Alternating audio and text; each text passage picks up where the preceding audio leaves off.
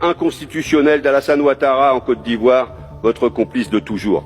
Pourquoi le cinquième acte à poser avec les États sahéliens, c'est d'en finir avec la présence paternaliste et humiliante de la France chez eux, en protégeant ces vassaux africains sans jamais regarder la légalité de leur pouvoir.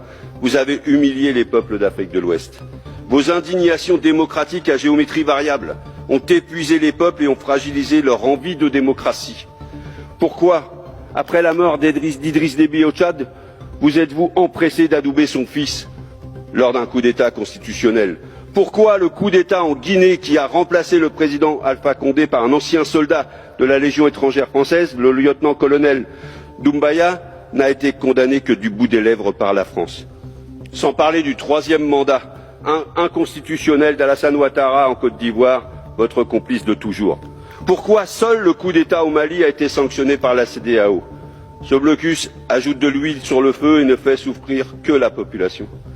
Pourquoi le président Macron se permet de convoquer, c'était l'expression employée, les chefs d'État du G5 Sahel au sommet de Pau le 13 janvier 2020 pour les obliger à prêter à nouveau allégeance à la France?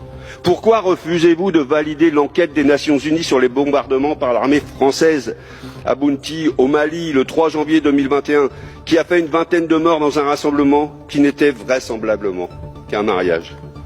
Sans compter le double jeu de la France au Mali, du fait de son soutien implicite au mouvement rebelle du nord du Mali et dernièrement le mouvement national de libération d'Azawad. Du fait également de la promotion acharnée de l'accord d'Alger, rédigé sans le peuple malien, qui ne correspond en rien à ses aspirations et qui menace l'intégrité territoriale du Mali. Et évidemment, je ne parle même pas du franc CFA et de son avatar, l'ECO, cet instrument de domination monétaire de la France dans la région. Face au blocage des voies démocratiques, il semble que pour beaucoup, l'envie d'indépendance et de souveraineté a remplacé le désir de démocratie.